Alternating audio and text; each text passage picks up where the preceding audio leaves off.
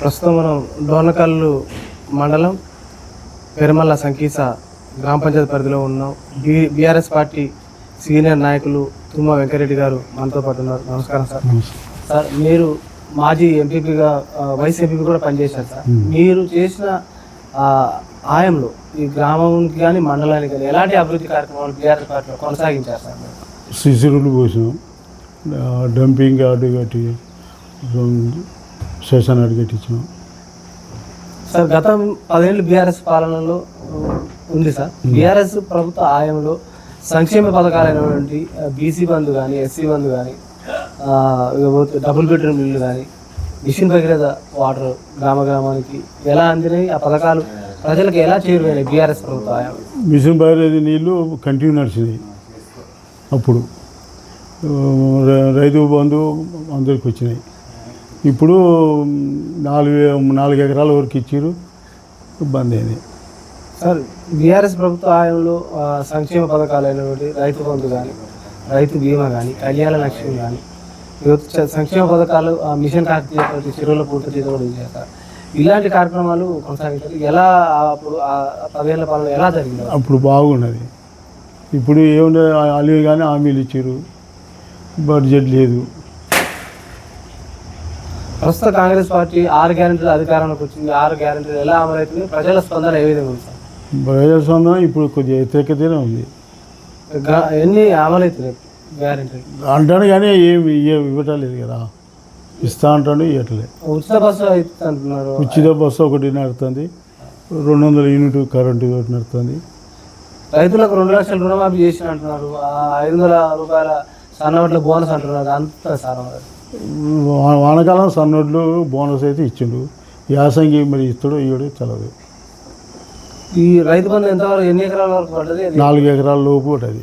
ఇంకా అంటే కంటిన్యూ కొనసాగుతుంది సార్. ఇంకే ఇచ్చేది తెలదు. ఇక 2 లక్షల రూపాయలు ఇతడు కొత్త సంవత్సరం మళ్ళీ కొత్త పంటలు మళ్ళీ స్టార్ట్ అవుతుంది. ఇక పోయిన సంవత్సరం రైతు బంధు 4 ఎకరాల లోపు ఉన్న వాళ్ళకే వచ్చినాయి. అదేనా ఒక టర్మే వచ్చింది. గత 10 ఏళ్ళ బీఆర్ఎస్ వాళ్ళు రేషన్ కార్డులు ఇవ్వలేదు. మేము వచ్చినాక బీఆర్ఎస్ పార్టీ రేషన్ కార్డులు ఇచ్చింది, ఇవ్వలేదని కాంగ్రెస్ పార్టీ ఆరోపణ చేస్తుంది. ఇచ్చారు. మన గ్రామ సభలు, ఇటీవల గ్రామ సభలు నిర్వహించారు. ఇందిరమ్మ ఇండ్లని ఇందులో సార్ మన రేషన్ కార్డుల పంపిణీ కానీ, ఈ పేదలకు నిరుపేదలకు ఏ విధంగా అందినాయి? ఎంతమంది సెలెక్ట్ అయ్యారు మన గ్రామం నుంచి?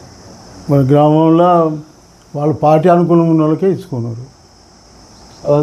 స్టార్ట్ అయినాయి సార్. స్టార్ట్ అంటే ఇప్పుడే పేర్లు డిక్లేర్ చేశారు, ఇంకా స్టార్ట్ ఏం కాలే. గత ప్రభుత్వ ఆయంలో ఉన్న సర్పంచ్ ఎలాంటి అభివృద్ధి కొనసాగించింది గ్రామంలో?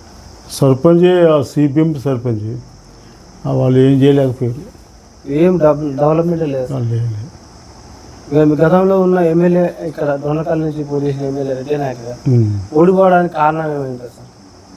ఈ అలిగాని హామీలే ఇదే 2,000 పింఛన్ 4,000 ఇస్తాం, 2 లక్షల రుణమాఫీ తెచ్చుకోపోయి ఎమ్మటి ఉరికిరి చెప్పడం. కౌలు రైతులకి కూడా మేము ఈ రైతు బంధు ఇస్తాం అని కానీ హామీలని ఇచ్చి ఆ హామీలకు జనం ఆశపడి వేసి రోడ్లు. రైతులకు ఇన్సూరెన్స్ ఉంది కదా సార్, అది 5 లక్షల రైతు బీమా అందుతుందా సార్? ఇప్పుడైతే ఏం అందటలే. బీఆర్ఎస్ పార్టీ ఉన్నప్పుడు ప్రతి ఒక్కరు గతంలో ప్రవేశపెట్టినటువంటి పథకాలను, బీఆర్ఎస్ పెట్టిన పథకాలను ఇప్పుడు కాంగ్రెస్ పార్టీ కొనసాగిస్తుంటుంది. ఎంతవరకు కొనసాగుతున్నాయా, ప్రజలకు అందుతున్నాయి అంటారు? ఏం లేదుగా, ఏం కొనసాగట్లేదుగా. ఈ స్థానిక సంస్థల ఎలక్షన్ ముగిసినాయి సార్. ఈ దాదాపు 15 నెలలుగా వస్తుంది. స్పెషల్ ఆఫీసర్లు అంటున్నారు, మరి అభివృద్ధి ఏమో జరగలేదని ప్రజలు అంటున్నారు ఇక్కడ అంటున్నారు. దాంతోపాటు కేంద్ర నిధులు కూడా రావట్లేవు అంటున్నారు. ఎందుకు జాప్యం జరుగుతుంది? ఎలక్షన్లకు ఎందుకు పోవట్లేదు సార్? ఇప్పుడు గ్రామ పంచాయతీ దాంట్లో గ్రామ పంచాయతీ నిధులు ఇవ్వటలేదు. సెక్రటరీలకు మన గ్రామ స్పెషల్ ఆఫీసర్లు పెట్టారు. వాళ్ళు ఫండ్స్ ఇవ్వండి, వాళ్ళు ఏం చేస్తారు? గ్రామ పంచాయతీలే వాళ్ళు సొంతంగా పెడతారు. ఎంతో కొద్ది గొప్ప పెట్టి నడిపిస్తారు. వాళ్ళు డబ్బులు ఇవ్వట్లేదని వాళ్ళు బాధపడతారు సెక్రటరీ పెట్టిన డబ్బులకి. గతంలో బీఆర్ఎస్ ప్రభుత్వంలో ధరణి పోర్టల్ తెచ్చినట్లు, ధరణి పోర్టల్ వల్ల భూ సమస్యలు ఏర్పడి భూ ఆక్రమణ జరిగినాయి. దాన్ని కాంగ్రెస్ పార్టీ రద్దు చేసి ఇప్పుడు కొత్తగా భూభారత్ చట్టం తెచ్చింది. ఈ భూభారత్ చట్టం ఎట్లా ఇది ప్రజలకు ఏమన్నా మేలు జరిగే అవకాశం ఉందంటారు సార్? భూభారత చట్టం మళ్ళీ వెనకటి పద్ధతి తీసుకొస్తారు. పట్టేదారి కానా కాస్తు కానా అని మళ్ళీ కాస్తు కానా అనేది మళ్ళీ పెడుతున్నారు. ఇప్పుడు కేసీఆర్ ఒకటే పట్టాదారి కానా అని ఒకటి ఉండేది. ఇప్పుడు కేసీఆర్ దాన్ని పెట్టింది కానీ దాన్ని మళ్ళీ కొన్ని ఆప్షన్లు పెట్టలే, దానివల్ల కొద్దిగా ఇబ్బంది అయింది. గతంలో టీఆర్ఎస్ ప్రభుత్వం వీఆర్ఓ వ్యవస్థను రద్దు చేసింది సార్. ఇప్పుడు కాంగ్రెస్ ప్రభుత్వం వీఆర్ఓ వ్యవస్థ తెస్తుంది. మళ్ళీ ఎలా ఉండబోతుంది సార్ వీఆర్ఓ వ్యవస్థ? నేను చెప్పినా కదా మళ్ళీ పాత పద్ధతి తీస్తాను. అంటే మళ్ళీ ఏమన్నా అవకతవకలు జరిగే అవకాశం ఉంటాయి, ఎందుకుండవు ఉంటాయి. ప్రస్తుతం ముఖ్యమంత్రి గారు బీఆర్ఎస్ పార్టీ 10 ఏళ్ల కాలంలో ఆర్థిక దోపిడీ కొనసాగించింది. సంక్షేమ ముసుగులో మొత్తం వాళ్ళ జోళ్ళు నింపుకున్నారు తప్ప తెలంగాణ మొత్తం అప్లపాలు చేసిపోయింది. అందుకని పైసలు లేవు. మేము పథకాలు ఇంప్లిమెంట్ చేస్తున్నాం కానీ అయినా మేము బీఆర్ఎస్ పార్టీ మన మీద బుధ కలుతుందని ముఖ్యమంత్రి గారు పదే అంటున్నారు. దీన్ని ఏ విధంగా? ఇప్పుడు కలెక్టరేట్లు కట్టిరు, సెక్రటరీ కట్టిరు,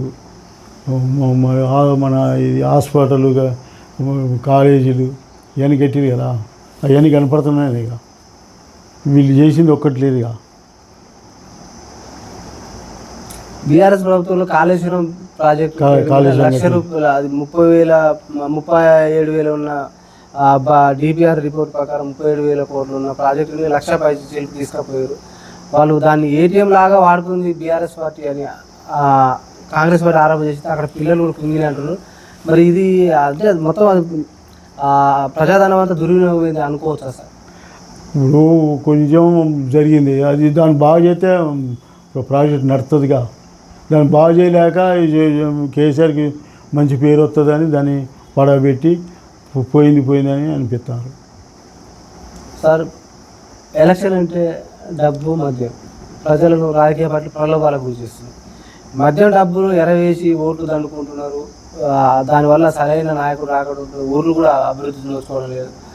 ఈ మద్యం డబ్బును అంటే ఏదైతే ప్రలోభాలకు గురి చేసే పార్టీలు కానీ ప్రజలు కానీ ఓటర్లు కానీ ఎలాంటి అవగాహన ఉండాలి? ఒక సీనియర్ నాయకుడిగా మీరు ఏం చెప్పారు సార్ ఓటర్లకు, ప్రజలకు? ఓట్లకు డబ్బులు తీసుకోకుండా వేసే రోజులు ఎప్పుడు వస్తాయో తెలియదు. ఇప్పుడు జనం ఆశపడతారు, నాయకులు ఇస్తారు.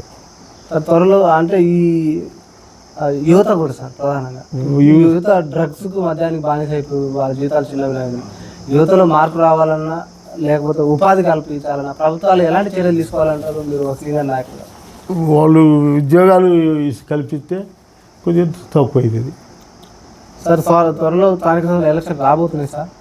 ఎలక్షన్లలో ఎలాంటి నాయకులు ఎన్నుకుంటే గ్రామాల అభివృద్ధి చెందుతాయి? ప్రజలకు ఏం చెప్తారు సార్?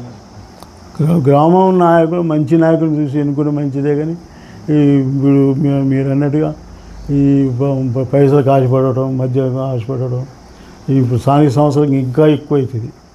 పైసలు మద్యం అన్నిటికీ జనం కూడా అట్నే అలవాటు పడరు సార్. ఇప్పుడు ఇక్కడ ప్రస్తుతం ఇప్పుడు ఇక్కడ ఉన్న ఎమ్మెల్యే కానీ ఇక్కడ ఉన్న మంత్రులు కానీ ఈ కాంగ్రెస్ ప్రభుత్వం ఇప్పుడు ఎట్లా ఉంది, దాన్ని ఏ విధంగా చూడొచ్చు? అభివృద్ధి ఎలా కొనసాగుతుంది ఈ నియోజకవర్గంలో? అభివృద్ధి ఏం లేదండి, అభివృద్ధి అయితే ఏం లేదు. తెల్లారదో పొద్దుగుతుంది తెల్లారదు అంతేగాని ఇప్పుడు అభివృద్ధి అయితే ఏం లేదు సార్. మీకు అధిష్టానం గుర్తించి మీకు అవకాశం కల్పిస్తే మీరు పోటీ చేయడానికి ఇష్టంగా? అది మా ఎమ్మెల్యే గారి ఇష్టం, అది మాజీ ఎమ్మెల్యే. మీ మండలంలో బీఆర్ఎస్ పార్టీ ఎన్ని సీట్లు కైవసం చేసుకోబోతుంది సార్? మొత్తానికి చాలా సగం పైన అవుతాయి సగం పైన. ఇప్పుడు ఈ moment. Okay sir, thank you sir. చూస్తున్నాండి మీ తెలుగు.